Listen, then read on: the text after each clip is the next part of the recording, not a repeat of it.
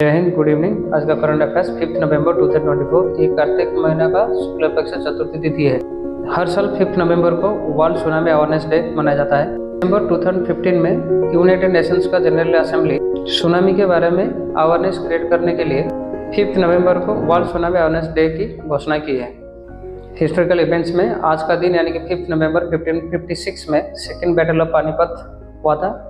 ये लड़ाई सम्राट हेमचंद्र विक्रमादित्य, जिनको पॉपुलरली हेमू कहा जाता है, और अकबर के बीच में हुआ था। 5 नवंबर का महत्व यानी कि सिग्निफिकेंस 5 नवंबर 1870 में चित्तरंजन दास, जो कि एक Bengali freedom fighter, political activist और एक लॉयर थे, उनका जन्म हुआ था।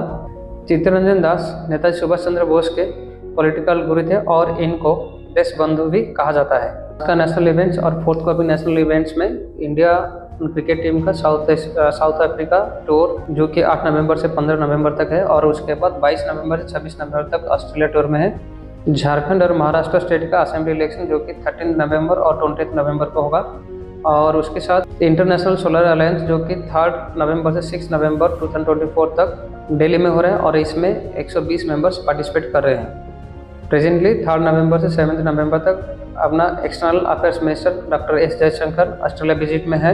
रशिया का women tennis player Diana Snyder ने हांगकांग ओपन 2025 जीता है, और रिसेंटली राजेश कुमार सिंह ने डिफेंस सेक्रेटरी पद में नियुक्त हुए हैं। रिसेंट इम्प्लीमेंटेड इनिशिएटिव योजना में पीएम यशस्वी स्कीम, उड़ान और प्रधानमंत्री मुद्रा योजना यानी कि मछुआरों का सिक्योरिटी इंश्योर करने के लिए central government 1 lakh fishing vessel में ट्रांसपोंडर्स को डिप्लॉय करने के लिए प्लानिंग कर रहे हैं। ट्रांसपोंडर एक ऐसा डिवाइस है जो कि एक सिग्नल रिसीव करने से एक सिग्नल एमिट भी करता है। टेक्नोलॉजी को एयरफोर्स आइडेंटिफिकेशन के लिए और कम्युनिकेशन सैटेलाइट्स और सोनार में यूज किया जाता है। ये फिशिंग वेसल में इसलिए डिप्लॉय किया जा रहा है ताकि फिशिंग वेसल्स का समुद्र में लोकेट किया जा सकता है। ट्रांसपोंडर 2 शब्दों से बनाया हुआ है, जैसे कि ट्रांसमीटर एंड रेस्पोंडर।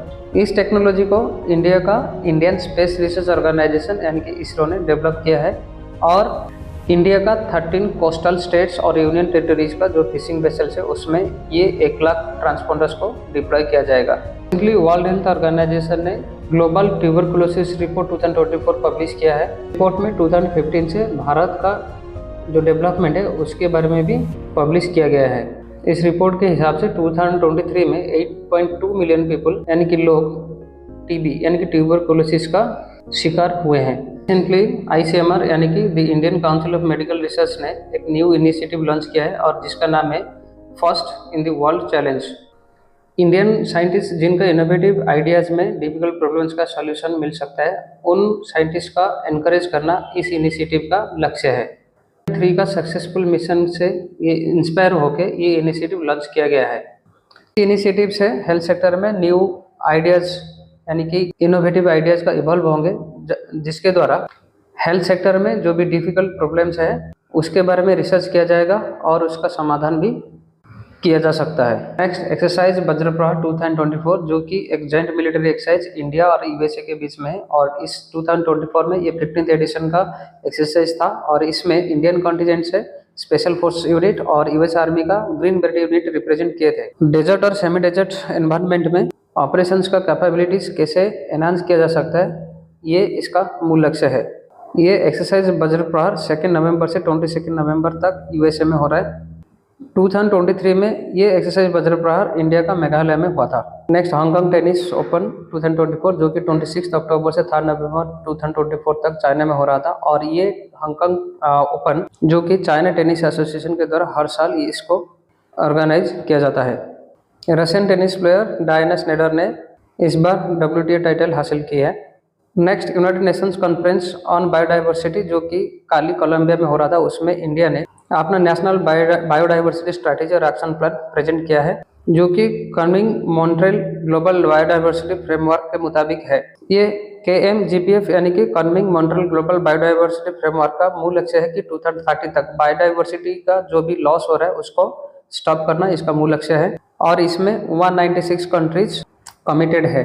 इंडिया का बायोडाइवर्सिटी को देखेंगे तो वर्ल्ड में जितना प्लांट्स और एनिमल स्पेसीज है उनमें से 8% इंडिया में ही है, जिसमें 3532 स्पेसीज ऑफ फिश और 450 स्पेसीज एम्फीबियंस है और 738 रेप्टाइल स्पेसीज है और उसके साथ 1346 यानी कि 1346 बर्ड स्पेसीज है और 436 मैमल स्पेसीज है। रिसेंटली असम का गुवाहाटी में एक कन्वेंशन हुआ था जिसका नाम है थाडो कन्वेंशन। थाडो एक मणिपुर का एक ट्राइब है। इस थाडो ट्राइब को कुकी ग्रुप में क्लासीफाई किया जा रहा है जिसको इनका मंजूरी नहीं है, तो इसीलिए उनको आइडेंटिटी को लेकर जो भी इश्यूज है उसको एड्रेस करने के लिए ये कन्वेंशन हुआ था। रिसेंटली एक लीफलेस ऑर्किड स्पेसीज देखा गया है जिसका नाम है गैस्ट्रोडिया लोइटेंसिस। ये स्पेसीज अरुणाचल प्रदेश का लोहित डिस्ट्रिक्ट में देखा गया है। ये स्पेसीज बैम्बू कैनोपीज में देखा जाता है। थैंक यू, आज के लिए इतना। जय हिंद।